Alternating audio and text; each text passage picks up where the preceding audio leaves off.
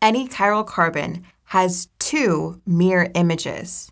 Now, we refer to this as either an R configuration or an S configuration. And the main differences here are based on how everything is spatially arranged, okay? So meaning the direction of how this is going to rotate or spin. And if something is R, that means it's going to be clockwise. It's going towards the right. So in case you forget, is this clockwise? Is this counterclockwise? I forget which way that goes. Then R is really referring to the arrow going to the right, and S is referring to the arrow going to the left. And we can see that with the clock overall, if that's some way that you can remember it. But if you don't, remember R means right, so the arrow goes to the right, and then S means the arrow goes counterclockwise or to the left. Now,